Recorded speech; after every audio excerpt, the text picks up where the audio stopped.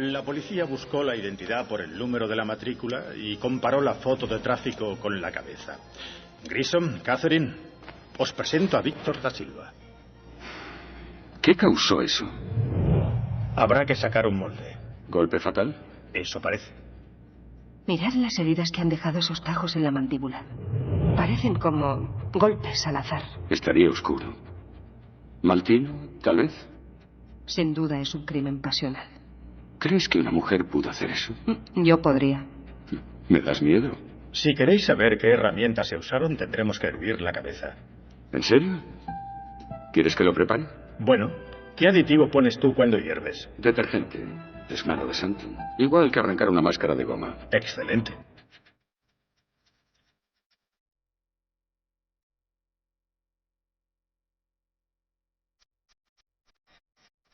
Imagino que los habréis reconocido al instante. Eran Grissom y sus policías de investigación científica en esa serie CSI que ha sido un éxito simultáneo en todo el planeta.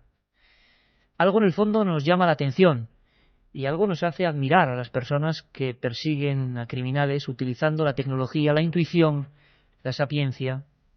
La pregunta ha llegado a este estudio de la cadena SER, como siempre ya en penumbra y con muy buena compañía, ha llegado pues en los últimos meses, desde que esta serie se hizo popular en España. ¿En nuestro país ocurre lo mismo? ¿Hay policías que viven aventuras como estas? ¿Ha habido casos resueltos de formas a veces tan rocambolescas o por casualidades o por una investigación larguísima? Yo siempre digo, hoy nos van a decir también, pero yo siempre digo que la realidad supera cualquier ficción. Somos Milenio 3.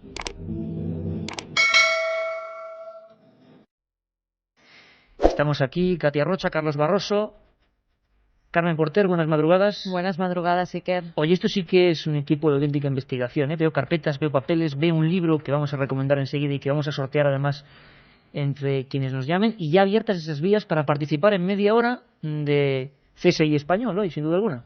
Pues sí, esas líneas ya están abiertas, ya sabéis, al 7640, palabra clave, milenio, espacio y lo que queráis. Tenemos a los invitados idóneos para que les preguntéis sobre crímenes. Vamos a hablar sobre CSI, sobre casos reales españoles. Ya sabéis, 7640, palabra clave, milenio y vuestras preguntas. Sobre crímenes, sobre investigación, sobre anécdotas.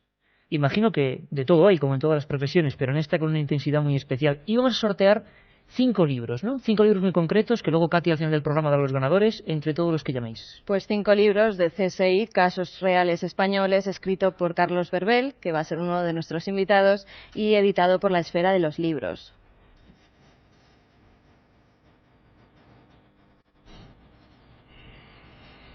Imaginaos escenas que yo creo que serían dignas de CSI, de esa serie. Por ejemplo, ¿qué tal si marcamos una fecha en el calendario, 30 de octubre del año 92, y nos imaginamos en un paraje más o menos solitario de Granada? Y yo os pregunto a todos, amigos oyentes, ¿cómo sentiríais si de repente, por ejemplo, estando con vuestra pareja, en un momento de cierta aparente soledad, repentinamente, como si fuera un espectro, aparece un individuo embozado en un traje oriental, negro, tapado hasta los ojos, que nos dispara una ballesta, que saca una espada, que dice que es hijo de la secta de los dragones de la noche, que pretende matarnos y que encima empieza a cantar las notas de una especie de sintonía ancestral que solo él comprende? Bueno, pues estos casos son reales, auténticos, nombres, apellidos, datos y muchas veces soluciones eficaces. Muchas veces se llegó al final, porque seguro que nos lo vais a preguntar, pero yo creo que los crímenes perfectos son muy difíciles. ¿Los hay? ¿No los hay? ¿Cuál es el caso que a vosotros más os impactó y queréis preguntar hoy si se investigó, si se dejó de investigar, cómo se podría investigar hoy? Líneas abiertas, 7640, palabra milenio, y nosotros comenzamos en un instante.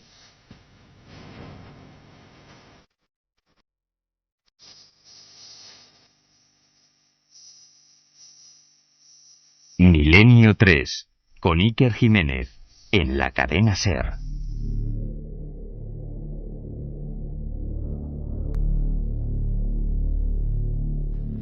Pues como os decía, amigos, el estudio 1, como siempre, lleno de papeles, lleno de cuadernos, de anotaciones, de libros con esos marcadores, tanto Carlos Belver como Carmen lo llevan en diferentes colores, pero apuntando cosas. Y yo creo que hoy, como siempre, vamos a aprender qué es de lo que se trata. Poner una gran interrogación, como hace este programa. Si hace 2 semanas hablábamos de sucesos extraños en un pueblo de Aragón, y hace una hablábamos de Colón y su misterio histórico, pues hoy, como en una montaña rusa, nos vamos a la investigación policial. Sabéis que la criminología, pues por vocación, es uno de los temas que más nos gusta y más os gustan, lo comprobamos constantemente.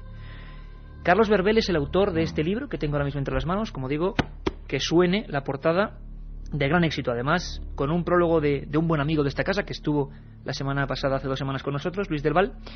CSI, Casos Reales Españoles, la esfera de los libros. Y además nos conocemos hace bastante tiempo y es un periodista de raza. Carlos Verbel, compañero, buenas madrugadas y bienvenido aquí a tu casa. Muchas gracias, es un placer estar aquí. Oye, Carlos, la pregunta es obligatoria y creo que si no la hago me matan. Ficción, realidad, ¿se parece lo que ocurre en España a lo que nos cuenta Grissom y sus chicos? Y lo supera. Yo me he encontrado con muchos CSIs en España, con casos que son tan buenos o mejores que los que ha habido o que hemos visto en televisión, y me he encontrado con muchos Grissom. Esto es un aviso para navegantes, ¿eh? Quiere decir, gente que son profesionales, vocacionales, que cuando cogen un tema lo agarran y va con ello hasta el final y que dedican mucho tiempo libre. Entonces, cuando decimos, bueno, es que esto del CSI y demás, pues es película. No, de película nada, ¿eh? Pero no solamente en la policía científica de la Policía Nacional, sino también en la Servicio Criminalística de la Guardia Civil, se llaman de forma diferente, o con gente, por ejemplo, como los Mossos de Escuadra, que tiene la Policía Científica también, que es muy eficaz. Pero hablando concretamente de la Policía Científica, que es la que vamos a hablar aquí en la mayor parte de la noche, son increíblemente eficaces. Lo que pasa es que lo que yo les decía muchas veces, digo, ¿cómo esto no lo contáis? Dice, porque nosotros somos investigadores, no somos guionistas de televisión, ni somos escritores como tú, para eso estás tú. Y al otro lado de la mesa, como decía, estamos en perfecta compañía y además es un honor que nos visite por vez primera Carlos Corrales, que es comisario general de la Policía Científica Española. Don Carlos, buenas madrugadas. Buenas noches, buenas madrugadas. Te veo ahí, rodeado de carpetas, con historias, con casos. Imagino, y te voy a hacer la misma pregunta, que a veces, como decíamos, los casos reales, lo que nos ocurre muy cerca y que no vemos, a veces estamos enganchados a la tele y no vemos que los misterios de verdad están pasando al lado, pues muchas veces superan a cualquier ficción, ¿no? Os habéis encontrado con historias, imagino, para hacer varios libros, ¿no? Sí, bueno, a lo largo de la historia de la Policía Española hay infinidad de casos en que, lógicamente, superan la ficción, son mucho más efectivos, son mucho más reales, digámoslo de alguna forma, que los que nos ponen en televisión. Y yo me gustaría preguntarte una cosa, Carlos, que también luego os van a preguntar seguro, pero a modo personal, siempre imagino que hay historias como los periodistas que se nos quedan de una forma, ¿no? Ahí que fueron muy especial para nosotros. Quizá la solución de algún caso concreto, o quizá la no solución de algún caso concreto, quedarse con las dudas, te marcó. ¿Hay algún caso que tú siempre destacarías en tu podium particular?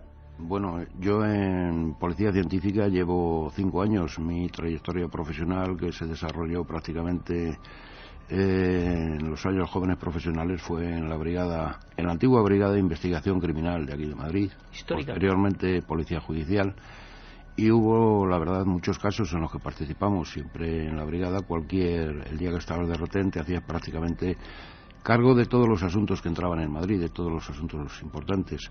Se investigaban todos ellos, se resolvían la mayoría, y de aquellos que no resolvíamos siempre quedaban en nuestra mente, en nuestros archivos, para que en un futuro siempre el trabajo, más que la suerte, hacía que a lo largo del tiempo pudiéramos resolverlos.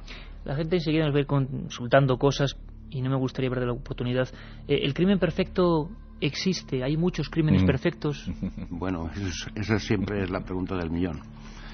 Crímenes hay muchos, perfectos todavía no se ha detectado ninguno. Yo siempre mantengo, y lo mantienen los buenos policías, que no hay crimen perfecto, sino investigación imperfecta. La mayoría de las veces cuando se investiga un hecho criminal nos vamos a encontrar en que muchas veces no es la policía la primera que llega. Van a llegar unas veces funcionarios de determinado sitio, van a llegar sanitarios que van a tratar de ayudar a la víctima, van a entrar vecinos, van a entrar curiosos, y como no, Muchas veces quien primero prensa. toma la noticia es la prensa. Entonces, efectivamente, para la policía es muy importante el encontrarnos en la escena del crimen tal como la dejó el autor. Allí, como muy bien dice Carlos Berbel en su libro, siempre hay un intercambio de datos, digámoslo de alguna forma, entre la víctima o entre la escena y el criminal. El criminal se lleva algo de esa escena y siempre deja algo de sí mismo. Eso es lo que tiene que buscar el investigador y sobre todo el policía científico. Si nos encontramos con que esa escena ha sido alterada, ha sido modificada, nos han cambiado las líneas de investigación y nos puede llevar a conclusiones erróneas. Carlos, yo estaba contando una historia que puede parecer un guión de esos de televisión. Un tipo vestido de ninja que se creía, si no recuerdo mal, dragón de la noche. Si nos podía recordar rápidamente algunos datos, Carmen, para que ahora Carlos nos cuente cómo se fueron llevando las investigaciones. El caso ocurre un día 30 de octubre de 1992. José Luis, Román Juárez y Adoración Bravo García se encontraban en su coche en un lugar conocido como Cumbres Verdes, no muy lejos de Granada, cuando se vieron sorprendidos por un chico vestido como un ninja. Apuntándoles con una ballesta, hizo salir a la pareja de su vehículo y los ató a un árbol, mientras les decía que pertenecía a la secta de los dragones de la noche y danzaba recitando una extraña oración. Acto seguido disparó una flecha sobre el pecho de José Luis. Adoración logró soltarse del árbol y se abalanzó contra el agresor, que inmediatamente sacó la katana que llevaba en la espalda y le asestó varios golpes, hiriéndola en la mano, el hombro y la cabeza. José Luis se arrancó la flecha del pecho y logró dar una pedrada al ninja, que herido salió huyendo. La pareja por fin logró llegar hasta el cercano pueblo de La Zubia. Bueno, aquí podemos tener el típico caso de un enajenado, no lo sé. Empieza la investigación, Carlos, y esto es para hacer un capítulo. Lo hemos leído en tu libro y es para hacer un capítulo. Sí, porque, vamos a ver, el problema era cómo identificar a este sujeto. Tuvo la mala suerte que se cayó una cartera en la cual había una invocación a Odín, cosa que a los investigadores los dejó un poco perplejos, porque claro, va vestido de ninja, se supone que es un profesor de una filosofía oriental, y Wotan Odín es un dios del norte. No tenía ningún sentido todo aquello. Lo primero que pensaron los investigadores era que se le dio la olla completamente. Bueno, empezaron a investigar y hicieron una investigación clásica. ¿Cómo? Pues a partir de la letra empezaron a hablar con todos los establecimientos donde se hicieron artes marciales. Consecuencia, eso fue un trabajo de chinos, porque hicieron una especie... Ahí tenemos el primer ejemplo de lo que puede ser un primer paso de investigación científica, ¿no? O sea, todos los gimnasios, toda la gente... Todos. Eso puede ser mucho tiempo. Claro, evidentemente hicieron una especie de papel en el cual tienen que rellenar su nombre y escribir un poco y demás. Pero aquello no les llevó a nada, porque de alguna forma el tipo había salido del circuito clásico. Evidentemente al final todo el mundo estaba muy nervioso porque, claro, imagínate, Granada en esos años es una pequeña ciudad de provincia y claro, la gente no salía a la calle, y alguien llamó por teléfono a la policía y dijo, posiblemente puede ser fulano de tal. Se concentraron en él y le hicieron la prueba de grafística, que en este caso es ver si el papel que tú tienes corresponde con la letra del sujeto este. Al mismo tiempo habían llamado a Madrid, a diversos sitios donde se vendía material oriental, y casi paralelamente mandaron una información centrando, mejor dicho, la misma dirección y el mismo sujeto. Fueron a por él y el tipo negó todo. Se llamaba Quirino Padial, era un sujeto de menos de 17 años. 17 años, el ninja. Y el tipo negó en todo momento que él hubiera sido. De hecho, no le encontraron ni la katana, si mal recuerdo, y tampoco le encontraron el traje de ninja. Pero sí le encontraron restos, vamos a decir, de su filosofía oriental en su casa, y de que evidentemente estaba obsesionado con la historia. La familia, que había desaparecido aquel fin de semana, se había marchado de fin de semana, era un chaval normal, trabajó en una joyería, y no podían creer que tuviera esta doble vida, en una palabra. Al final, concentrado ante la juez de instrucción, el tipo llegó a confesar, evidentemente, de que sí, de que lo que había pasado es que la televisión le había influido de tal forma que había decidido salir a cazar, y no tenía tampoco carnet de conducir ni nada por el estilo. Lo curioso de todo eso también es que cuando el sujeto, el que fue agredido con la flecha, tipo que estaba desangrándose, que salvó la vida, vamos, por los pelos. Cogió el coche, condujo varios kilómetros y cuando empezaron a pedir ayuda nadie les ayudó, salvo una señora que le vio desde una ventana y dijo, llamó a la policía, pero toda la gente que pasaba por allí pensaban que estaban locos o que les pasaba algo, o sea que... Y el miedo también, me imagino. Y el miedo impresionante. El otro desapareció, quiero decir, claro, los dos, tú fíjate cómo tuvieron que vivir los siguientes meses, mientras que el sujeto pues estaba en la cárcel, nadie estaba seguro del todo de que fuera este tipo. La policía científica, la Brigada Provincial de Policía Científica sí estaba seguro, porque cuando hicieron el cotejo de las dos, de la letra dubitada e indubitada, tanto del sujeto, la que habían dejado, mejor dicho, en la escena del crimen, como la de que habían obtenido el sujeto, llegaron a la conclusión al 100% de que era él. Entonces, llega un momento en el cual el investigador tiene la certeza, aunque dice, bueno, esto no es, dijéramos así, pues una fórmula matemática, pero ellos llegan a tener la certeza completa de que ese tipo es el que están buscando. Es curioso, cuando lo tienen tan metido, es curioso cómo llegan a la conclusión, y les puedes meter todo tipo de dudas, dices, sí, todo lo que tú quieras y demás, pero dentro de mí tengo la seguridad material de que este tío es quien lo hizo.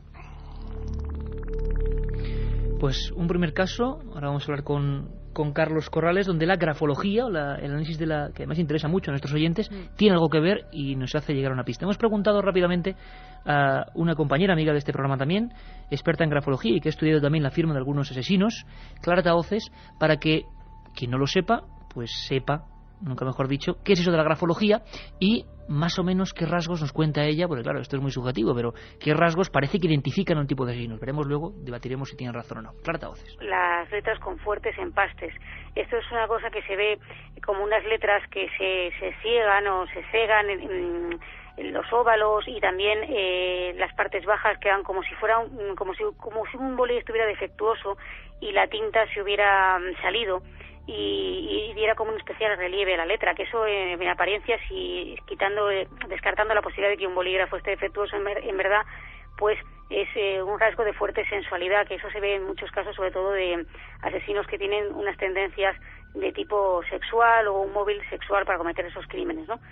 Y luego hay otras cosas, por ejemplo, los asesinos que utilizan armas blancas, como por ejemplo pues el caso de Jack el Destripador, se observan como rasgos de cuchillos y de objetos punzantes en la firma y en las letras, ¿no? Por ejemplo, la firma de Jack el Destripador, él firmaba Jack de Ripper, este D que es THE en inglés, pues la barra de la T la hacía como si tuviera una forma de cuchillo, ¿no? Y en este mismo asesino destacan un rasgo que son lo que llaman micrografismos en grafología, que son una especie de dibujitos muy pequeños de tamaño minúsculo que él hacía en las cartas que mandaba al Scotland Yard contando sus fechorías, y en los que se escenificaba a sí mismo asesinando a sus víctimas, ¿no? Estos micrografismos son muy típicos de los psicópatas, de las personas psicopáticas. La otra realidad. Milenio 3. En la SER.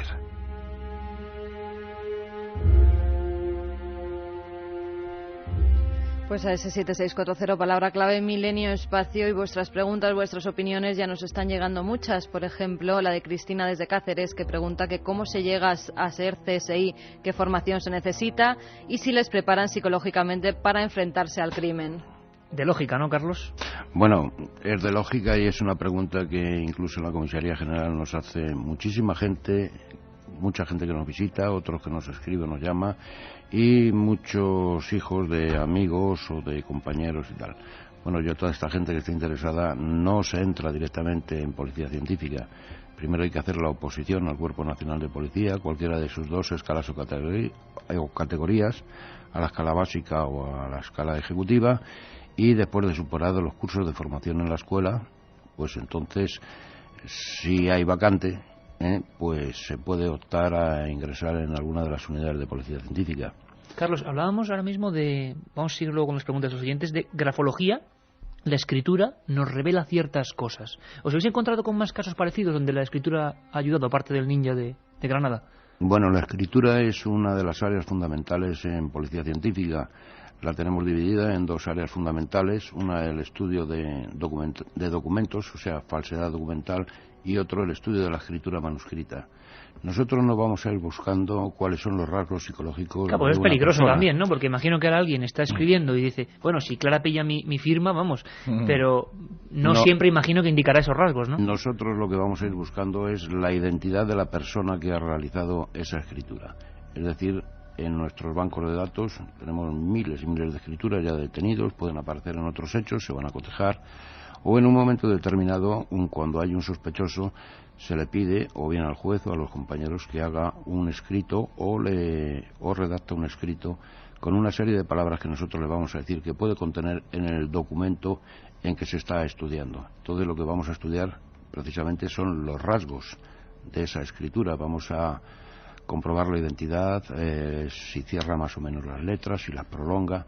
Hay que tener en cuenta que una persona que intente disimular su escritura, cuando redacta un texto lo sucesivamente largo, al final va a incurrir él mismo y siempre va a dejar algún rasgo de esa escritura normal que tiene. Aparece la querencia que diríamos, ¿no? Entonces, ¿qué es lo que van a hacer los estudios? Aparte, van a mirar la profundidad de los rasgos, la profundidad del surco de la letra, se van a estudiar con diversas luces oblicuas, que nos van a dar pues esa profundidad, esa prolongación de rasgos, esa repetición de determinadas de lo que estábamos hablando antes, y se va a hacer un estudio comparativo, se va a medir las longitudes de esas letras, de los arcos, de las ¿Y suele dar vueltas. resultado? ¿Suele dar resultado? Prácticamente si tenemos suficiente escritura al 100%. Al 100%. O sea, es como una huella dactilar, nuestra escritura. El estudio es distinto, pero al final se va a identificar perfectamente. Hay una cosa importante aquí. La esencia del trabajo de policía científica es comparar una cosa con otra. Siempre la prueba que obtienes de la escena del crimen o de la investigación, compararlo siempre con otra cosa. Esa es la prueba. Yo siempre se lo decía, se lo digo también a gente del comisario que trabaja con él, digo, o sea, lo vuestro siempre estáis comparando una cosa con otra, y dice, es la esencia de todo, o sea, siempre si pillamos un pelo, si tenemos una huella, si tenemos, pues, lo que pasa, por ejemplo, en el tema grafística, es verdad que ellos solamente comparan las letras, no van más allá, porque interpretar lo que es la escritura. Exactamente. Lo que pasa es que nosotros estamos acostumbrados a ver, hombre, en investigación, tú fíjate los rasgos, pero los especialistas en grafística van más allá también. Quiere decir que, aunque no se lo pida la policía científica, ellos saben de grafología y saben si este tipo pues tiene rasgos psicopáticos, si es un paranoide, si es un tal... Pero eso no lo vuelcan normalmente en sus informes. Se limitan a decir, este es el individuo. Vamos, si te parece, Carlos, con algunas de las preguntas para que os hagáis una idea, y seguiremos en la segunda hora, de lo que está preguntando ahora mismo la gente a través del 7640 y de las dudas que están teniendo. Bueno, a modo de resumen, decir que la gente pregunta sobre todo por el caso de Alcácer, por el caso de los Galindos, el de los marqueses de Urquijo y también el asesinato del padre Coraje. Esos son los 4 temas estrella que nos está preguntando todo el mundo. Claro. Por ejemplo, un oyente, Javier Piñeiro, desde Coruña, nos dice, ¿por qué los CSI españoles no han podido resolver el caso de Alcácer? ¿O es que los resultados no se han dado a conocer? Bueno, luego, si queréis, hablaremos de Alcácer, o al menos puntualizaremos, ¿no? Ahora más o menos vamos a ver un panorama de qué piensa la gente. Muchos seguidores de la serie. ¿El CSI de España también posee semejante tecnología de investigación como la que vemos en la serie? Pregunta importante, ¿no? Muy importante. ¿Para luego desarrollarla, si te parece, o para comentar? Perfecto. Para desarrollarla. Sí, sí la tiene, yo la avanzo ya, sí la tiene. Pues fíjate, eso yo creo que la gente no lo sabe y nos gustaría conocer un poco más. Quería recomendaros 2 buenos libros que explican el tema. Uno, CSI de Carlos Verbel, que es el que estamos recomendando, y el otro es Psicópatas, Criminales y Asesinos de Carlos Berber y Salvador Ortega. Es buen amigo, escribe Salvador Julio Ortega. de Palencia. Está muy enterado, Julio. También otro oyente nos dice, si seguimos preguntándonos por el crimen perfecto, es imposible de resolver, por lo tanto, es posible. Otro oyente, ¿cuál ha sido el caso más impactante en el que no hubo explicación científica? Saludos desde Dos Hermanas, Sevilla. Bueno, luego si queréis los dos, un caso de esos que digáis, bueno, aquí nos quedamos casi al límite de no saber qué ocurría, ¿no? Que alguno habrá, imagino. Un caso más, con José de Cáceres, el caso de las niñas de Alcácer, ¿fue esclarecido por el CSI o aún no se ha resuelto? Otro oyente nos dice, si tenemos tan buen equipo de CSI y tan buena tecnología, aún hay miles de casos sin resolver. Yo creo en el crimen perfecto. Miles. Sí, es mucho hablar miles. Sí, es mucho hablar miles. Mucho hablar miles. Hay muchos casos. José Manuel de Córdoba se pregunta ya un poco retorcido, ¿cuál ha sido el crimen más sádico ocurrido en España? Hombre, los hay a estas horas, os dais cuenta. A las 2 menos un minuto quieren que, claro, y luego pasa lo que pasa, que nos echan la culpa y dicen que no duermen con este programa. Mira, está muy curiosa. ¿El CSI español puede decir algo sobre las caras de Belmez? Ah, bueno, las famosas caras de él. Le preguntaremos sobre las caras de él, me diseñó. Y este más de actualidad. Buenas noches, Iker. ¿Por qué con tanto avance científico se está tardando tanto en desenmascarar a Tony King? Eugenia de Prado. Otro caso, imagino, que tú me ¿En encuentras qué en el libro. ¿En qué sentido? Es que la cuestión está en que en el caso de Sonia Caravantes está contrastado que él fue. Efectivamente. En el otro no. Claro. Es curioso también la leyenda, la gente va incorporando cosas, y lo vais a ir viendo esta noche, que seguro que a veces no están en lo cierto, pero se generan leyendas. Sí. Y ya veréis cómo... Me parece a mí, Iker, que vamos a tener que hacer un programa de radio solamente de CSI, ¿eh? Ya dedicado. Escribía también para que era un siempre. policía, nos decía soy policía y os aseguro que en España se trabaja más con el coco que con toda la parafernalia americana. Un saludo. No, hay también cosa, es verdad. También un momento. Hay una cosa que es importante. Claro, vamos al informativo. Vale, Volvemos en un momento y tenemos una hora por delante, ¿vale? Venga, compañeros, gracias. 1937. 200 personas mueren trágicamente en el santuario de la Virgen de la Cabeza. 1971 aparece el fenómeno de las caras de Belmez. 2003. ¿Qué relación existe entre estos dos episodios? Descúbralo en Tumbas sin nombre. Un apasionante libro de Iker Jiménez y Luis Mariano Fernández. Una tragedia, un misterio, una investigación. Editado por Editorial Edad.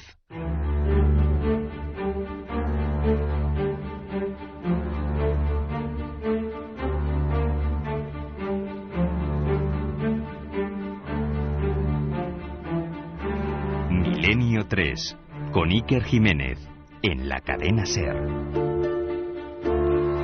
Pues 2 y 6 minutos en el estudio 1, en el estudio central de la cadena SER, el piano, las mesas, la foto de todos nosotros por ahí y la mejor compañía. Carlos Belbel, periodista y escritor, autor de CSI, Casos Reales Españoles. Sorteamos 5 ejemplares, lo ha editado La Esfera, entre las llamadas del 7640 que nos están abrumando, como siempre, además con preguntas pues inteligentes y que meten el dedo en la llaga. 7640, palabra milenio.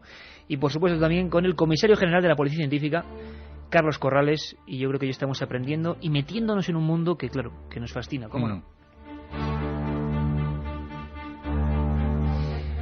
Pequeño apunte porque, Carmen, hay que informar a nuestros oyentes de que, bueno, tenemos una semana que yo no sé si vamos a sobrevivir a ella, ¿no? Pues yo no sé, nosotros no lo sé y ellos tampoco, porque tenemos Milenio 3 para rato, durante toda la semana. Empezaremos el miércoles, como siempre el domingo, este domingo a las 3 de la madrugada tenemos el programa normal, pero luego el miércoles, el día de Nochebuena, habrá un especial sobre Navidad. También tendremos otro especial el sábado, donde tocaremos pues todos los misterios bíblicos, los misterios en torno a Jesús, en torno a la Sábana Santa. El domingo 28, de 10 a 11 de la noche, igual que el sábado, también tendremos un especial donde ahondaremos en todas esas curiosidades en torno a la Navidad. Tradiciones, supersticiones, la estrella antropología, de Belén, los Reyes Magos, de dónde vienen. Y el día 31, el día de Nochevieja, pues despediremos el año con vosotros a las 3 de la tarde, de 3 a 4 de la tarde, y luego se repetirá de 10 a 11 de la noche. Y pues haremos un especial sobre lo mejor de Milenio 3 desde septiembre hasta ahora. Luego volveremos a dar los datos porque, bueno, lo importante es que vamos a estar con vosotros, muchos programas, una gran cantidad, y estoy seguro que sobre este tema de la investigación policial científica en España, por lo que estamos viendo, habrá que hacer más de uno porque los temas, evidentemente, son muchos. No os olvidéis que mañana digo yo, madre mía cómo estoy, el domingo de madrugada a las 3, nuestra segunda edición para los más noctámbulos. Vamos a tener cosas como estas. Ya sabéis que estamos recuperando el teatro en la radio, estamos recuperando las dramatizaciones, los actores, recordando algunos hechos más y menos dramáticos, más y menos sorprendentes que ocurrieron en nuestro país. No os lo perdáis a las 3 el domingo porque vamos a recordar una historia extrañísima que salió en los telediarios y que tenía que ver, y vaya si tenía que ver, con el misterio. Esto es lo que se está preparando ahora mismo en el cuadro de actores y el equipo de producción dirigido por Mariano Revilla para este domingo, para todos vosotros. Aquel día el telediario abrió su tercera edición con una noticia sorprendente.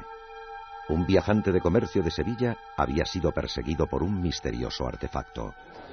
2 destacamentos militares de la base de Morón de la Frontera se han desplazado hasta la carretera de Castillo de las Guardas para analizar las huellas calcinadas por el objeto volante no identificado. En la zona todo es confusión y temor. En el único bar de Lagunilla, un pequeño pueblo de la provincia de Salamanca, se había formado un considerable revuelo. Yo os digo que ayer se vieron 2 luces como esas cerca del Paso de los Lobos. Las vi con mis propios ojos. Yo te creo. Mi difunto padre vio uno de esos cerca de Béjar, en pleno día. Si hasta Atanasio, el médico, debió encontrarse con un demonio de esos hace un par de semanas. Está claro, patrona, pero ¿de dónde vendrán? ¿Qué querrán de nosotros?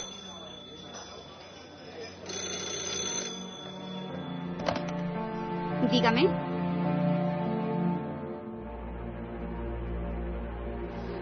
Pues todo eso y mucho más. Unas noches de miedo en la Sierra de Béjar, en la magnífica Sierra de Béjar, que recrearemos a las 3 el próximo domingo. Nos lo temíamos y no nos lo temíamos. Alcácer, los Galindos, tecnología. Nos preguntaban también por la hipnosis regresiva, como uno de los medios que se sabía que en juicio ya se había utilizado. Nos preguntan, evidentemente, por grupos que pudieran ser sectarios, que matan a gente. Ahí está la sombra de Alcácer, pues que es muy alargada, evidentemente. Y hablaremos de lo que podamos. Uno de los casos que nos llama la atención, y ahora mismo, Carlos, vamos con lo de la tecnología, que se ha quedado ahí en el aire y es muy importante, si contamos con tecnología como en la película o no. Seguro que os va a sonar mucho esta recreación, que sin duda alguna nos demuestra que en España también pasan cosas como estas. Si hubiera un guionista y lo hiciera en Estados Unidos, seguro que sería un auténtico éxito. Un emparedado. Vamos a ver qué nos contaba CSI. Ya he llegado. ¿Confirmas que es humano? Metacarpo, falanges... No hay duda alguna. Buen trabajo, Nick. Ha de haber una forma más sencilla. Cuando un cuerpo se descompone en el hormigón, crea una bolsa de aire sellada al vacío. Si lo hacemos así, se abrirá como un bote de pepinillos.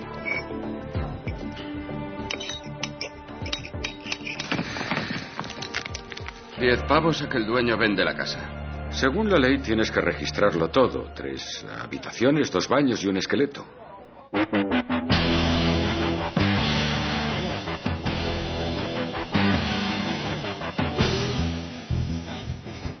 Y la famosa sintonía que ha dado la vuelta al mundo de los Who de CSI, con ese Grissom sacando un cadáver emparedado. Vaya forma de morir. Pero es que en España, nos lo cuenta el libro, nos lo va a contar ahora los investigadores, han ocurrido casos como este. Muy brevemente, Carmen, ¿qué pasó en Vallecas? Solo los datos más básicos. El 16 de febrero de 1993, la policía encuentra tras el muro de una vivienda abandonada el cuerpo de un hombre en avanzado estado de descomposición. Debido a ello, las huellas dactilares no pudieron ser identificadas y se tuvo que recurrir a buscar aspectos peculiares, como un tatuaje que el cadáver llevaba en el antebrazo izquierdo, un corazón rojo y 2 iniciales, S e I.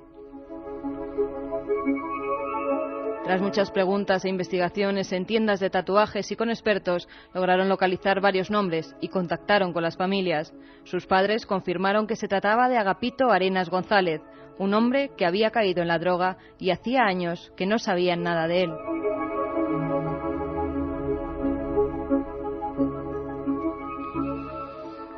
Carlos Corrales, comisario general de la Policía Científica. Casos como estos, que como vemos se dramatizan en la ficción, ocurren en la realidad. Aquí al lado, en Vallecas, un emparedado boca abajo.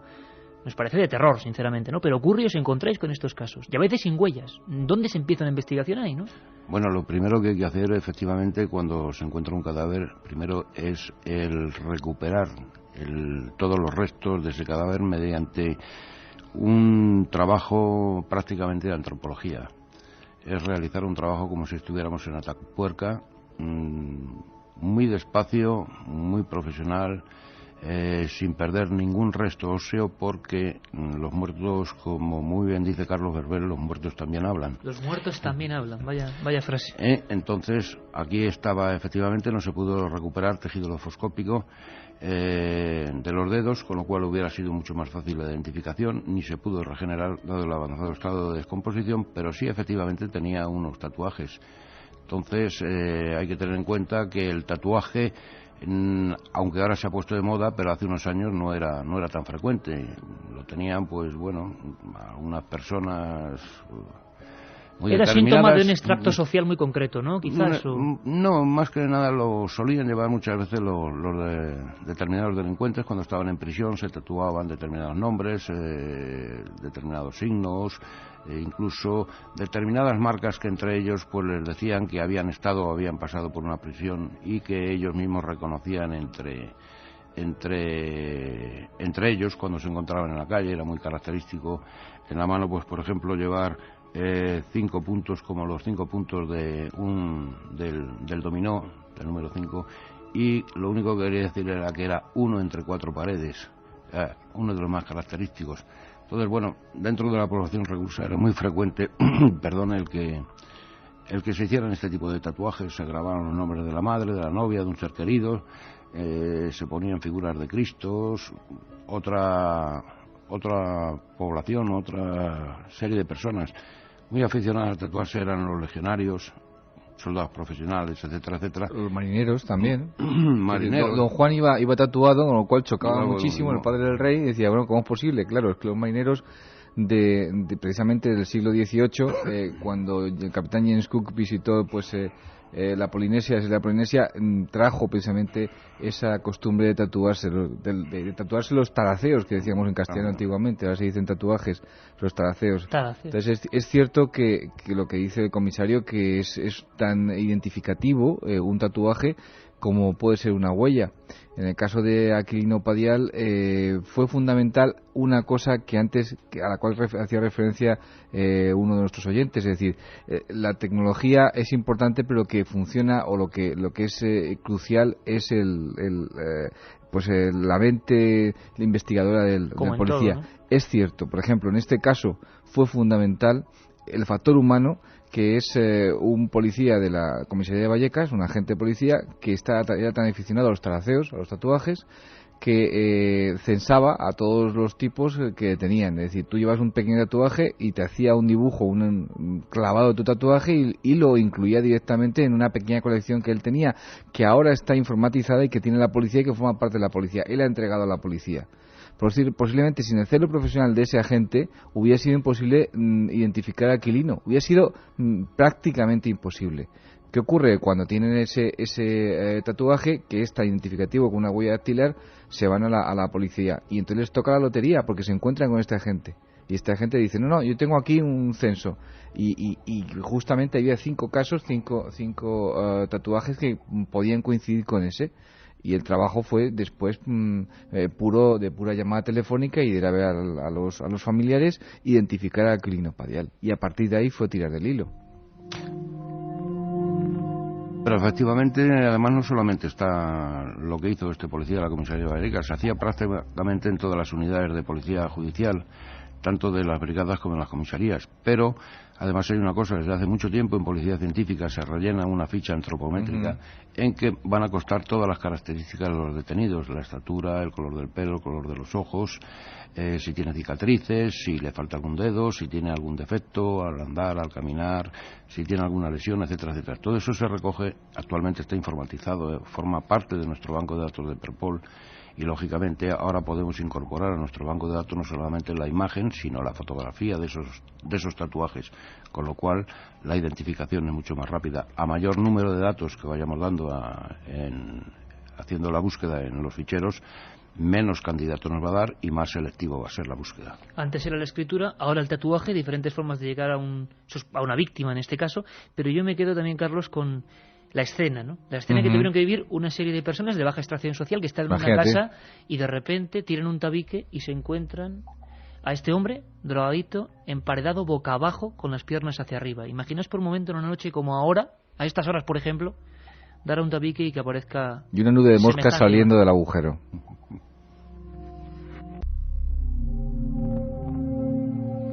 Vamos a hablar de esa pregunta, tecnología, ¿os parece? Tecnología, ¿qué disponemos? ¿Qué se está haciendo? Y lo hacemos con nuestra voz. Carlos Barroso, que os voy a introducir en una cosa que es por la que adivinábamos que toda la gente iba a preguntar. Y siguen preguntando, ese 7640, Salva de Madrid, por ejemplo, nos decía, ¿existen esas gafas de ver sangre, aunque se limpie la moqueta? Sí.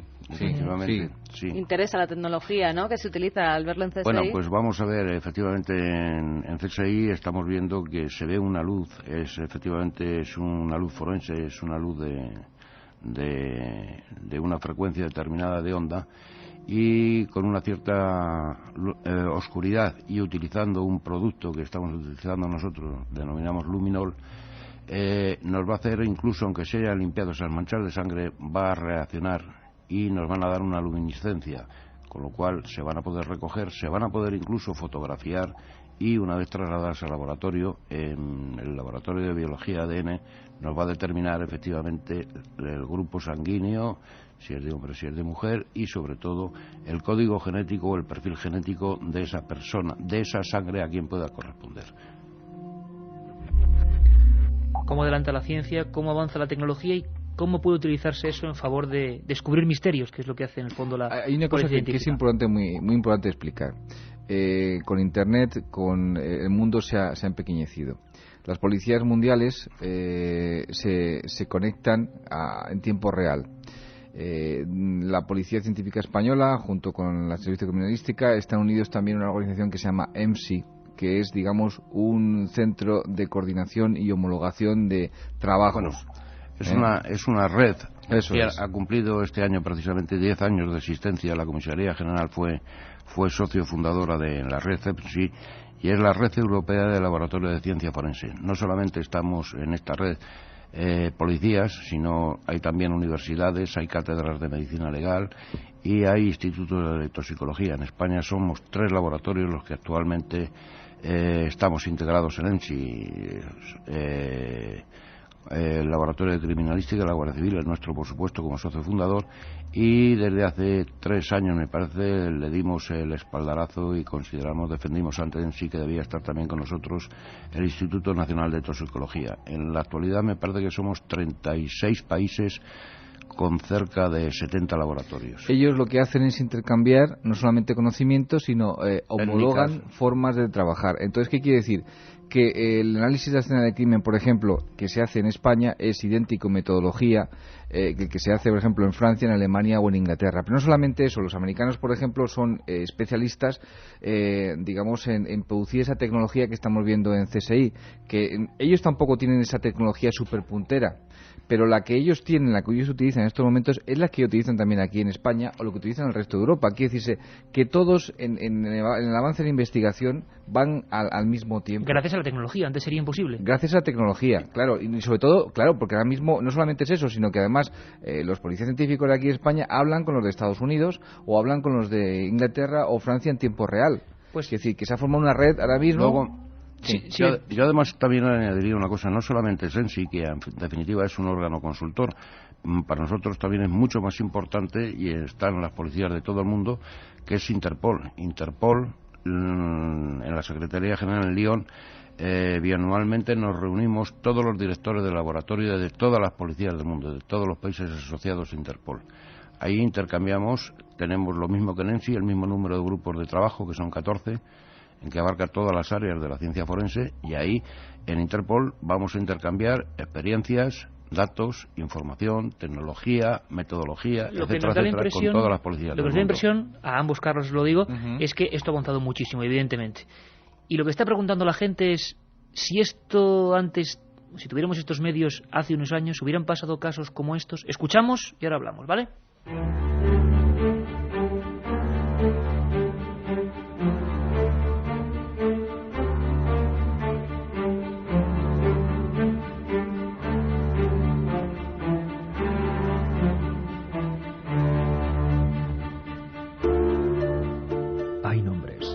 Podremos borrar jamás de la memoria. Nombres de pueblos que quedaron marcados para siempre, como Alcácer. Nombres de lugares mucho más concretos, que fueron en su día un inexplicable baño de sangre, como el Cortijo Los Galindos.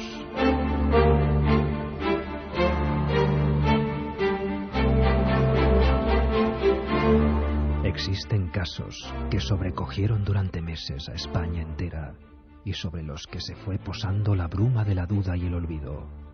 Muchos se hacen la eterna pregunta: con los medios del siglo XXI, ¿estos incidentes de la España negra hubieran sido resueltos con rapidez y eficiencia? La otra realidad. Milenio 3. En la SER. Lo sospechábamos, Alcácer, Los Galindos. Nos preguntan por la posibilidad de snuff movies, de grupos sectarios. Vicky de La Coruña nos preguntaba si conocían algún caso nuestros expertos sobre snuff movies en España o solo son leyendas. Un momento, porque hablando de Alcácer, pues nos recordaban historias dramáticas. ¿Quién nos recuerda sonidos, por ejemplo, como estos? No lo puedo pensar que haya muerto así de esa manera. Y no los perdono, que hagan con eso igual que han hecho con mi nieta, lo mismo, exactamente igual, que los maten, que lo quemen con gasolina con lo que pide, que eso es un crimen, a sangre fría, eso no se hace. O si os acordáis, hace ya más de un año, cuando hicimos un especial sobre ese crimen, claro, perfecto es mucho decir, pero que quedó ahí impune, por lo menos impune, en Los Galindos y hablábamos con la madre de José González, de una de esas personas. Luego hablaremos del fuego, que estaba, pues, el tamaño era casi como el de un muñeco reducido por el fuego, junto a su esposa, en la entrada de ese cortijo, una imagen dantesca. Hablábamos con Los Galindos y veíamos que después de un cuarto de siglo nadie podía olvidar. Los 5 que mataron, de los 5, ¿a cuál más bueno? No había uno malo. Los matan, hablan de ellos, le echan la culpa y no lo defiende nadie. Ni los amo al revés. Los amos querían, vamos, que no pareciera. En todo este tiempo la policía y los investigadores, ¿qué les han dicho? La policía se portaron muy bien, pero cuando llegaban al sitio, pues ya se quedaban otra vez, ya se afloaban. Los mismos, el grupo que lo cogió primero, el que lo cogió segundo, todo. El juez parecía como si fuera de familia, que los van a coger, coger, nada. Y el abogado igual. El abogado que sí, que los van a parar, que nada, que tampoco nada. Que ellos no robaron, ni ellos tenían dinero, ninguno de los 5, nada. Nada. Los mataron sin saber por qué ni por qué no. Crímenes, historias que han quedado en el subconsciente colectivo. Yo, Carlos, te lanzo primero a ti la pregunta, luego a Carlos Verbel. Sé que son dos historias muy diferentes, ¿no? Pero Alcácer y Los Galindos se llevan la palma. ¿Por qué la gente pregunta tanto por estos casos? Y la pregunta lógica es, si hoy contásemos con los medios de la CSI, vamos a llamarlo así para que todos nos entendamos, ¿se hubiera solucionado, se hubiera sabido quién mató en Los Galindos y quizá hubiéramos sabido quién estaba detrás de Alcácer, si es que hubo alguien más, como se sospecha mucha gente? Vamos a ver, el crimen de Los Galindos transcurrió hace muchísimo tiempo. De entonces a esta parte los medios de investigación, los medios técnicos han avanzado muchísimo y yo parto también, hay que reconocer no solamente los medios técnicos, sino la formación profesional de los investigadores y de los técnicos que van a ir a la escena del crimen. Lógicamente, 25 años después hubiéramos realizado, tanto Guardia Civil como nosotros, que nos hubiera correspondido, hubiéramos realizado las investigaciones de otra forma completamente distinta. ¿Quién no se hubiera hecho nunca, Carlos? Pues no lo sé, desconozco los pormenores del caso. Lo que siempre he dicho anteriormente... Parece que se movieron cuerpos, que... Efectivamente, una cosa primordial en la escena del crimen es no alterarla, el modificar la situación de un cuerpo, el mover un mueble, el darle la vuelta a un cadáver, incluso muchas veces, que es una costumbre muy frecuente, que yo siempre he dado instrucciones para que no se hiciera, puesto que los muertos se pueden identificar después, para ver si tiene el documento de identidad, para ver quién es, aunque sea una muerte natural. Eso va a inducir a error luego en la investigación. Luego los rastros que se dejan, las colillas de la gente que fuma, nos va a inducir a error luego a lo mejor. Luego siempre hay cosas que si una persona, ya estamos diciendo que el criminal se va a llevar algo consigo de la escena del crimen y va a dejar algo, lógicamente si entran muchas personas en un lugar van a llevarse esas cosas que nos ha dejado el autor, e incluso nos van a dejar las suyas, con lo cual se va a orientar la investigación por otros derroteros, nos va a inducir error y al final pues vamos a fallar. Pero hay que tener en cuenta tanto en uno como en otro. Por ejemplo, el de Alcácer es otra cosa completamente distinta. Alcácer no está cerrado, en Alcácer hay una serie de detenidos y en Alcácer falta detener a Antonio Inglés, que es el principal. Se hizo una magnífica investigación, se formó luego un grupo conjunto entre Guardia Civil y Policía, se le hizo el seguimiento de Antonio Inglés cuando se fugó hasta Lisboa. Allí sabemos que embarcó en un carguero, que le descubrieron como polizón, que se cogió un bote y se lanzó al agua, que una patrullera lo devolvió otra vez al barco y que cuando llegó a Irlanda, pues en el camarote que estaba había desaparecido, estaba la escotilla abierta y había desaparecido un chaleco. Se conoce que ganó la Costa Nado, aunque hay otra teoría que dice que también pudo ahogarse. Prueba de ello es que unos meses después nosotros recibimos de la policía irlandesa, tuvimos conocimiento a través de los compañeros de la Comisaría General de Policía Judicial que en el condado de Cook había aparecido un cráneo que lo tenían en la universidad. Lo reclamamos por si podía haber sido, si era el de Inglés. Nos dijeron que estaba en muy malas condiciones el cráneo, puesto que había sido cocido en cal viva y estaba en un expositor y que anteriormente habían hecho una serie de pruebas tanto la policía irlandesa como la inglesa Scotland Yard, y no habían podido obtener ningún perfil genético. ¿Tú tuviste, Carlos, ese cráneo, el cráneo de Sí, supuesto inglés en las manos? Lo tuvimos en la comisaría general, pero bueno, no era inglés. Reclamamos ese cráneo, conseguimos la correspondiente autorización y se trasladó el cráneo a la comisaría general. Se hicieron durante 6 meses estudios. No coincidían los estudios antropométricos con las imágenes que teníamos de las fotografías de Antonio Inglés, puesto que tienen una disfunción en una de los arcos superciliares, y al final nuestro laboratorio de biología, tras 6 meses de intentos, consiguió hacer extracción de ADN. Se comparó con los familiares de Antonio Inglés. A pesar de la cal. A pesar de la cal. Y se determinó que no correspondía a Antonio Inglés. Entonces, la investigación sigue abierta. Hay que tener en cuenta una cosa, que aunque haya pasado tiempo, ni la Guardia Civil ni la policía olvidan. Tienen una memoria histórica en sus archivos, y que para nosotros ningún caso está cerrado, aunque de momento no se haya podido resolver. Carlos, tú como periodista, pues mira, ¿por qué se nos ha quedado tan...? Mira, por ejemplo, con el de los Galindos, mi buen amigo Salvador Ortega Mayén, que además es colaborador de este programa, estuve investigando precisamente los Galindos, y más de una vez le pregunté, bueno, ¿qué realmente se hizo mal ahí? Dice, bueno, pues lo que se hizo mal es que primeramente no fue profesional nada de lo que se hizo en aquel momento, no se protegió la escena del crimen. Allí entraron los periodistas, entró hasta el Sum Sum Corda, y alteraron completamente toda la escena del crimen. Era imposible llegar a ninguna conclusión a través de las pruebas que se pudieran obtener. Eso es lo que se hizo mal. Quizá no se tenía entonces la formación, es uno de los primeros pioneros en este campo, que consideraba que era fundamental preservar todo la inspección ocular. En el caso de Alcácer, también yo he hablado con gente que estuvo investigándolo, y me dicen también que la inspección ocular primera, la del cuando se encontraron las niñas, no se hizo demasiado bien tampoco. ¿Qué ocurre? Pues que simplemente no comenzar bien un caso, no analizar bien un caso, ya te lo condiciona por completo. Te lo condiciona completamente. Luego después, al final se complicó muchísimo, y queda el misterio si realmente pues fue Antonio Inglés y Ricard los únicos, o por el contrario forman parte de una red de snuff movies en este sentido, porque se dijo también que las niñas habían sido sometidas a tortura y grabada en vídeo, ¿no? Y que había inclusive una cinta en la cual aparecía una de las niñas. Esto es un rumor que no ha sido contrastado. Cuidado, no estoy dando ningún tipo de noticia. Sí, se convirtió en leyenda urbana, era la leyenda que circulaba por toda la sociedad. Exactamente. Posiblemente, las cosas a veces es lo de siempre, es una lotería. Si te da un buen policía científico, si las circunstancias son todas geniales y demás, es muy posible que haya un 100% posibilidad de conseguir solucionar ese caso.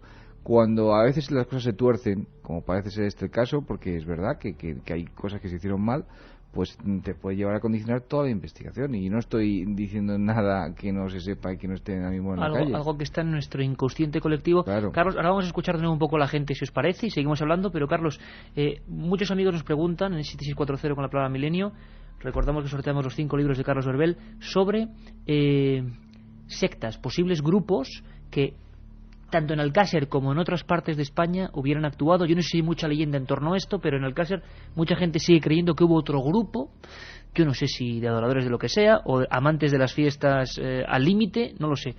¿Se sabe algo de esto? ¿Se puede saber en España? Yo en España no se ha detectado ningún caso de estos, como pueda ocurrir en otros sitios. Y en Alcácer yo no creo. Yo creo que ahí ha sido 2 o 3 personas,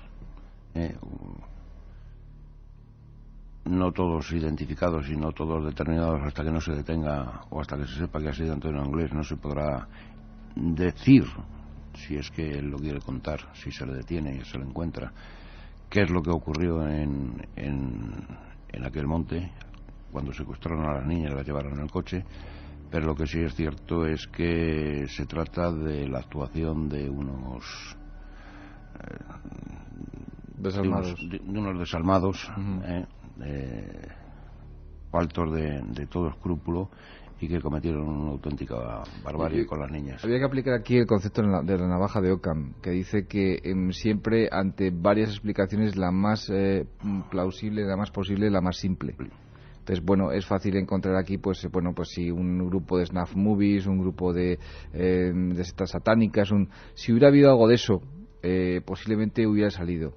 Quiero decir, la verdad tiene una fuerza que al fin del camino siempre termina por saberse, aunque hay algunos casos, pues por ejemplo con el caso de esto de los marqueses de Urquijo, que al final solamente hemos conocido a uno de las personas que tomaron parte y bueno, había otras que no han sido detenidas, que curiosamente si alguna de ellas en estos momentos sale y dice yo fui uno de los que participaron, no pasaría nada, ¿no? Porque está prescrito. En España normalmente el asesinato suele prescribir a los 20 años. En otros países como por ejemplo Inglaterra no prescribe nunca.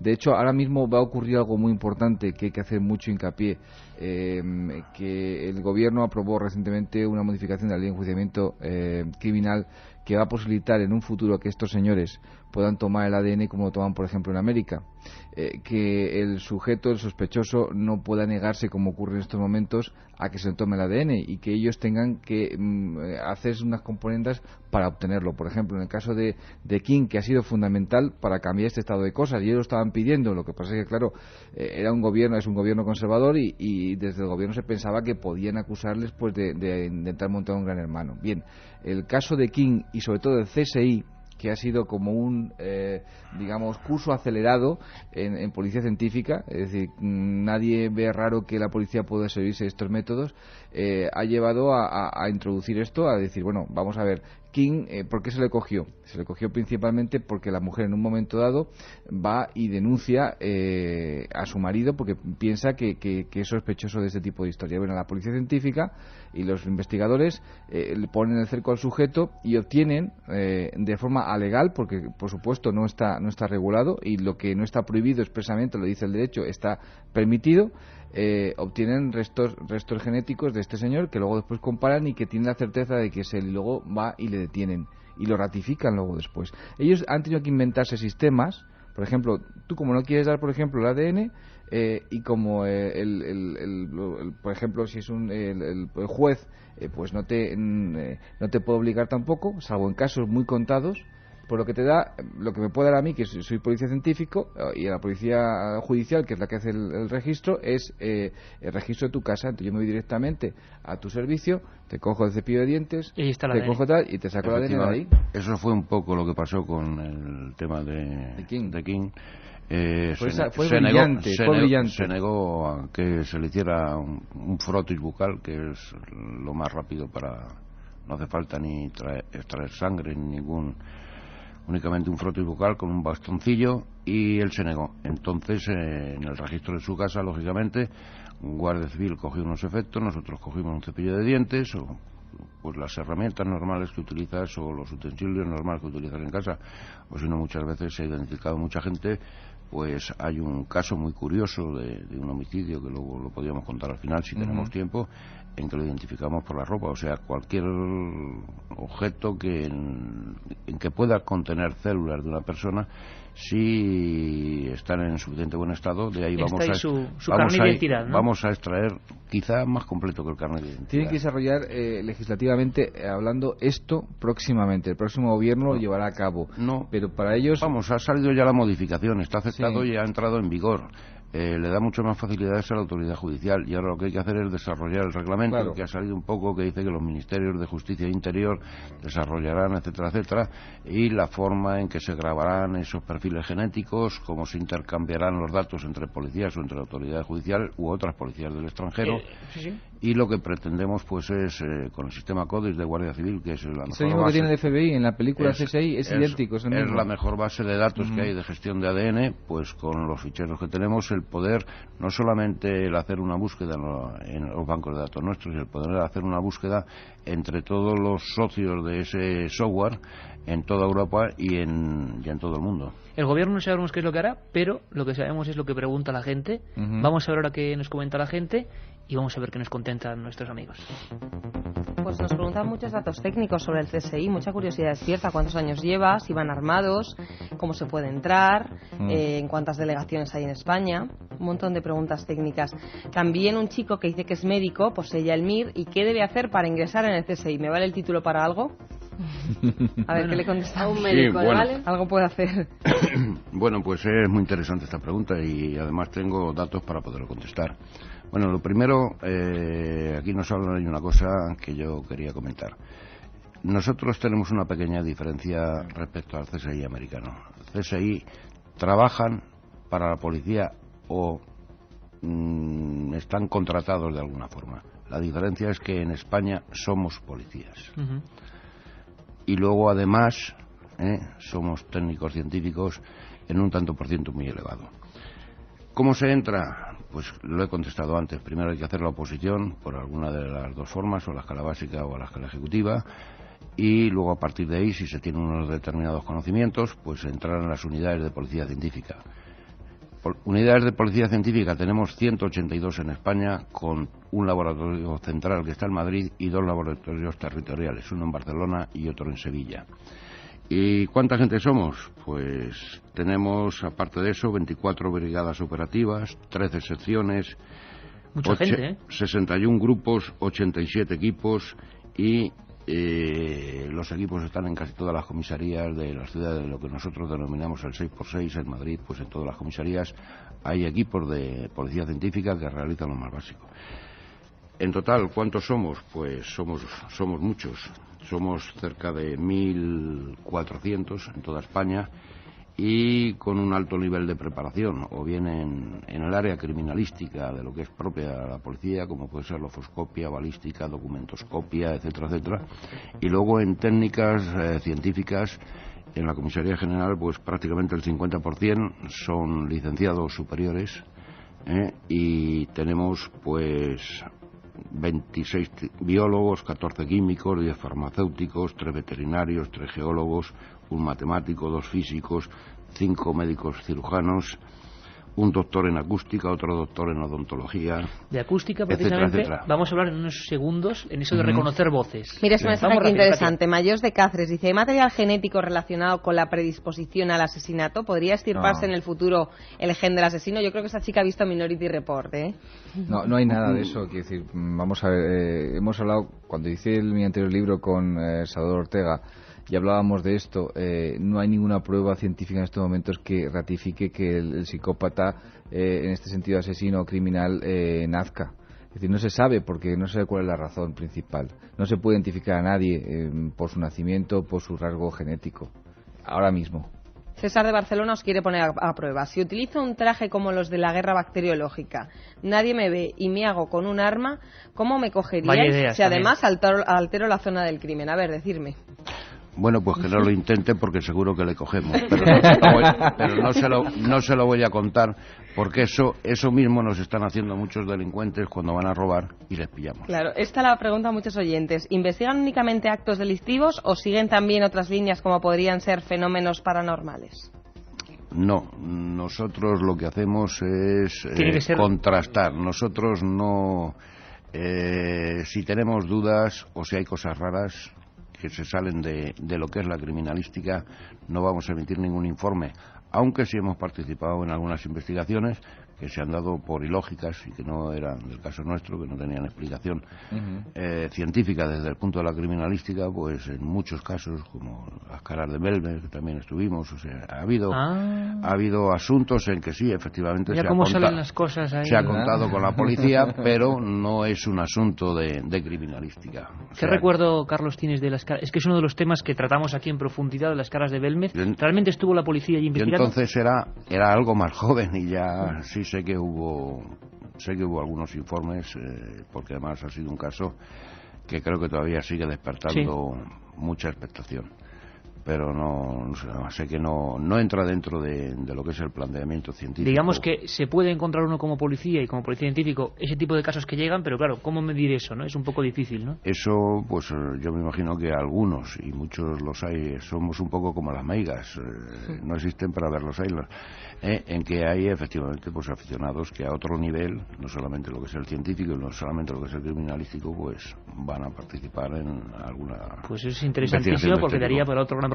Fenómenos extraños. Nosotros recordamos en Vallecas, por ejemplo, un caso de la muerte de una niña que luego, al parecer, la Policía Nacional en su informe en su informe, en el año 92, si no recuerdo mal, en la comisaría de Vallecas, deja bien claro que ellos, como policías, por lo menos han sido testigos de algún tipo de manifestaciones extrañas, vamos a llamar. ¿Esto ocurre de vez en cuando? Imagino que será una gota en un vaso inmenso, pero ocurre. No te lo sé decir exactamente. Yo sí estoy recordando ahora un caso de hace muchos años en Huelva, que había un fantasma en un barrio determinado, y al final no era tan fantasma. Al final tenía nombre, apellidos, 2 manos, 2 piernas, una cabeza, y fue detenido. Y estaba creando el pánico. Era un fantasma de carne y hueso. Era un fantasma de carne y hueso. Esos son peores que los de sábanas habitualmente. Mira, para terminar, Inmaculada de Santiago de Compostela dice: mi crimen perfecto es el que se ha cometido y no se ha descubierto porque a la persona se le ha dado por desaparecido. Ahora vamos a hablar muy importante, aunque vuelvo a decir que sobre razón. Todo eso de los cadáveres, por ejemplo, sin identidad, o que interesa mucho a la gente. Se ha hablado mucho de proyectos para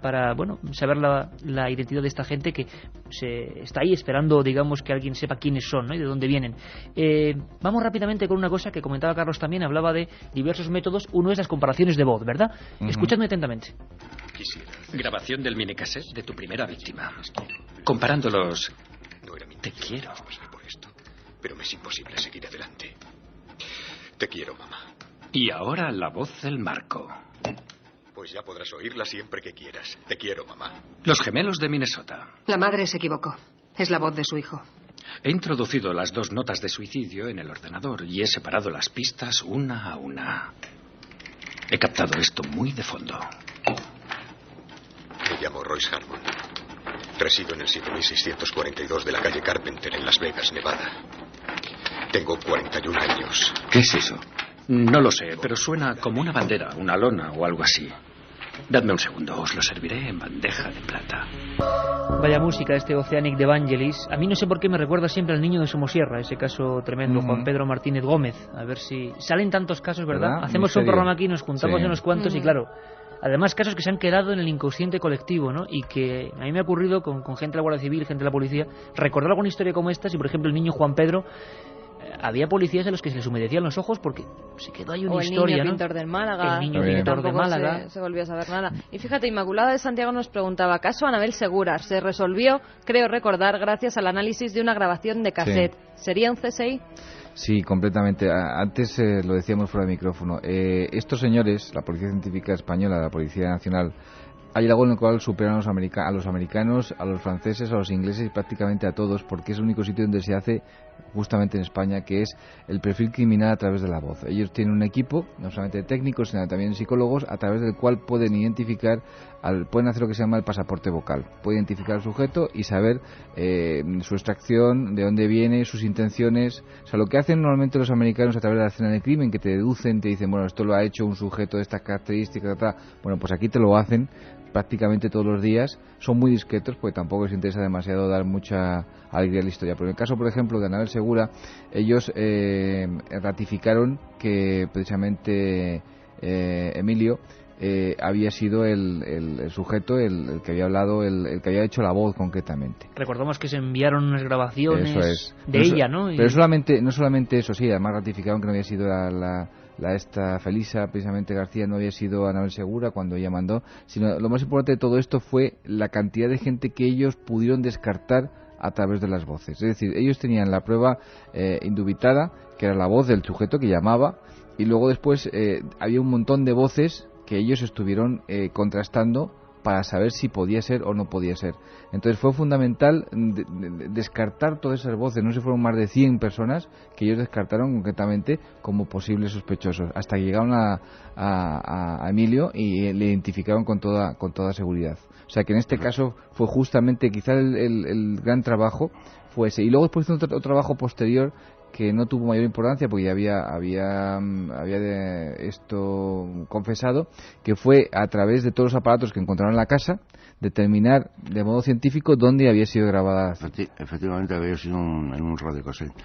Y bueno, tiene mucha importancia porque en acústica forense pues llevamos ya unos años trabajando en este tema muy intensamente. Nos formamos con la Policía Federal Alemana, con un profesor de allí. Y desde entonces, pues bueno, hemos ido avanzando, mantenemos nuestros criterios, tanto de los que son ingenieros como de los fonotistas. Nosotros estamos por la tendencia mixta, incluir las dos áreas de actividad, Y en Pasaporte Vocal tenemos un equipo multidisciplinar, como ¿Qué es Pasaporte dicho. Vocal, Carlos? Pasaporte Vocal precisamente es esto, es determinar el perfil de la identidad del criminal, determinar el sexo, la edad aproximada, si tiene alguna disfunción del habla, el nivel más o menos cultural, el entorno geográfico, etcétera, etcétera. Para eso disponemos de psicólogos, de lingüistas y de psiquiatras dentro de este equipo. Me gustaría hacerte una pregunta, porque yo es que me quedé con ese detalle, es que no sé si estoy en lo cierto o no. Por ejemplo, fíjate, antes de que me hagas la pregunta, en el tema de Anabel Segura hay una cosa muy curiosa. Nosotros decimos que es un hombre que puede tener alrededor de los 40 años, un entorno cultural bajo y que además es de Toledo. Es que iba a preguntarte por eso. Y que además es de Toledo por una palabra que dice. Es que te iba a preguntar por eso. Luego se dio la circunstancia cuando se le detuvo a Emilio que yo la había detenido en mi época de investigador de Brigada de Investigación Criminal por atraco. ¿Al mismo personaje? Al mismo personaje. O sea, ¿fuiste tú el que le detuvo? No, en el caso de Anabel no. No, el anterior. Anteriormente, claro, porque me vinieron y dice, jefe, está aquí su firma en unas diligencias que ha detenido al caballero este por atraco. Pues, Carlos, la casualidad no existe. En este programa decimos eso, que la casualidad a veces, bueno, dará mucha solución a muchos casos, pero yo estaba preparándome aquí en el cerebro una pregunta, y era que me acuerdo, no estaba en lo cierto, ¿no?, que se hablaba de esa llamada y que yo no sé si de fondo algún niño o algo se dijo que decía la palabra bolo. Y entonces, claro, dijeron bolo, Toledo, pero claro, unos análisis que parecen de ciencia ficción, ¿no? O sea, hilando hasta subiendo muchísimo los volúmenes, imagino, y filtrando segundo a segundo. Bueno, hay cosas más interesantes. Nosotros tenemos una demo allí en la Comisaría General que la ponemos pues a algunas de las visitas que nos hacen, y me imagino que a Carlos Berbel también se la pondría el jefe de la sección, el doctor Carlos Delgado. Y se trata pues de una investigación, se analiza una cinta que nos envían los compañeros de que llevaban la investigación. Estaban investigando un tema de tráfico de drogas, y hay una llamada de un caballero a una señora y hace la llamada desde el bar. Estaba intervenido el teléfono de la chica, entonces esa cinta con autorización judicial nos la mandan a nosotros, se estudia, y entonces les decimos utilizando diversos filtros, le decimos a los investigadores que ha llamado desde un bar en el que hay una gramola que tiene una pieza determinada que estaban tocando en ese momento, que hay una dependienta que se llama Susana, y que además tiene una mesa de billar. Entonces, prácticamente blanco y en botella de leche. Fue el hacer más o menos en la zona donde se pensaba donde se podía haber hecho la llamada, y efectivamente se encontró el bar desde el cual había hecho. Se mantuvo la vigilancia sobre ese bar y volvió a repetir la llamada a la amiga. Se le detuvo. Historias francamente apasionantes, y si se van a quedar muchas cosas en el tintero, es normal, es un primer encuentro, pero una cosa que nos preguntaban mucho durante la semana, se ha anunciado en diversos programas de la cadena SER que íbamos a estar con vosotros, y había un tema que inquietaba enormemente a la gente. Escuchamos muy rápidamente.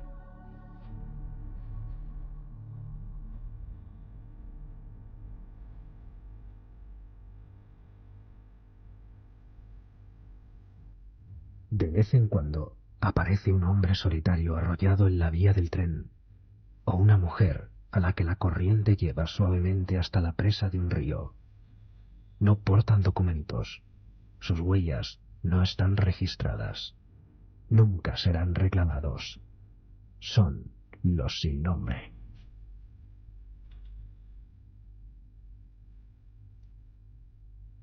En nuestro país existen cientos de cuerpos que esperan que alguien rescate su pasado. Mientras tanto, sus rostros, a veces deformados, miran hacia la nada en el interior de alguna cámara frigorífica.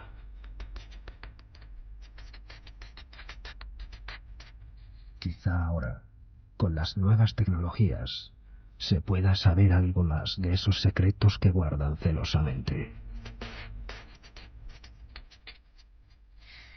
Los sin nombre, dando título a una célebre película de terror español, pero también realidad. Cientos de desaparecidos de los que no sabemos apenas nada y cautivaban mucho a nuestra audiencia.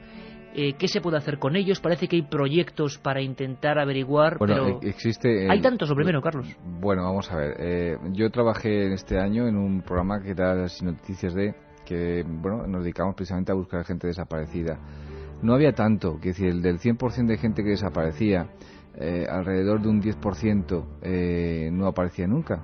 El 90% restante volvía. Es decir, no es tan burrada. Si mal recuerdo, y apelando a mi memoria, hay como 4.000 y pico personas desaparecidas en estos momentos, en una población de 40 millones de habitantes como estamos. El problema con los desaparecidos es que, desde el punto de vista de investigación, es donde los encuentras. Es decir, cuando la persona, supongamos que ha sido objeto de un asesinato, hay varios, yo conozco varios, en los cuales, al menos en uno, es un crimen perfecto a día de hoy. Es decir, ¿por qué es un crimen perfecto? Es una persona que desaparece en Galicia, si mal recuerdo, en Santiago de Compostela. Su coche aparece en un momento dado colocado frente a un acantilado y no se sabe más de ella. A la policía, o la Guardia Civil en este caso, que fue quien la investigó, tiene el convencimiento de que fue desaparecida, fue asesinada. ¿Por qué? Porque en el coche que había hay un dato muy curioso, y es que la posición del asiento era la posición del asiento de un hombre. Cuando nos sentamos, yo cuando me siento en el coche de mi mujer, lo que hago normalmente es echar el asiento para atrás. Ella lleva el asiento mucho más adelante porque es más baja. Bien, en el caso de ella, el asiento llevaba normalmente mucho más adelante. Cuando la Guardia Civil coge el coche y empieza a buscar huellas, primero estaba súper limpio y segundo la posición del asiento.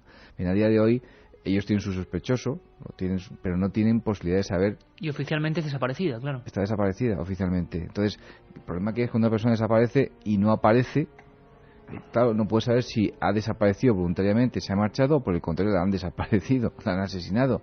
Y es un misterio que no tiene una solución fácil. Que, si me permitís, además os invito a los dos para hacer un programa sobre eso, desaparecidos hoy, desaparecidos de alta extrañeza. Es un tema que inquieta mucho a la gente. Katy, vamos rápidamente con los 5 ganadores de ese libro: CSI, Casos Reales Españoles, Carlos Belver, La Esfera.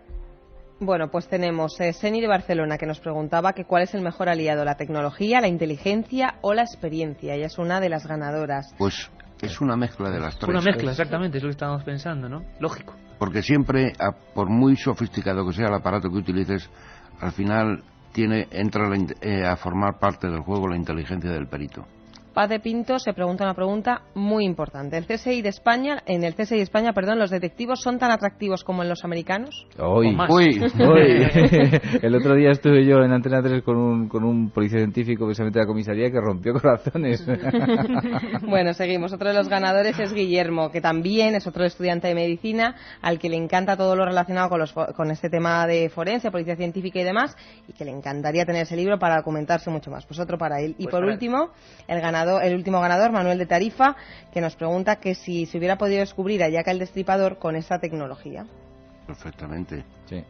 Hoy dejó mucho escrito, ¿no? Y dejó muchas cosas. No he tenido. Me falta uno. Queda uno, ya decía yo, que te habías dedicado uno para ti, ¿no? La última, sí, Inmaculada de Santiago de Compostela, que antes leía esa reflexión que hacía, que su crimen perfecto es el que se ha cometido y no se ha descubierto porque a la persona se le ha dado por desaparecida. A ver si un día hablamos, por cierto, Katia y Carmen, programas especiales, rápidamente. Programas especiales el sábado, el domingo, de 10 a 11, y también el día 31, además del día de Nochebuena, que estaremos a las 3 de la tarde.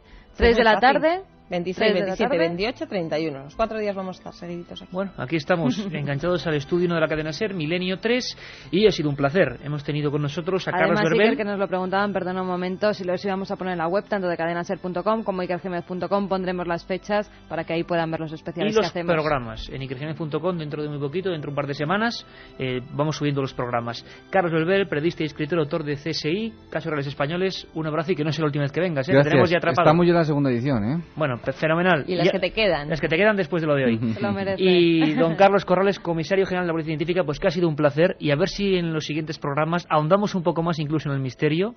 Pues ahí te emplazamos. Será un placer. Ha sido un placer. Sí, porque se han quedado además casos como las orejas, que eran identificativas. Y además el señor Corrales ya está fichado en nuestro programa, y que ya tenemos el teléfono, está más que fichado. Tenemos en audiencia que son auténticos detectives también y preguntan cosas, orejas, huellas. Bueno, habrá tiempo para todo porque esto se ha convertido en una pequeña red de CSI españoles. Ha sido un placer aprender con vosotros y seguro que muchísima gente lo ha hecho también, y eso sí que es muy importante en los días que corren. Un abrazo para todos, nos escuchamos, ya lo sabéis, domingo a las 3 con esas dramatizaciones. Un abrazo.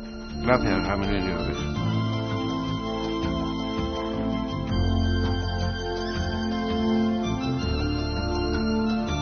Milenio 3, con Iker Jiménez, en la cadena SER.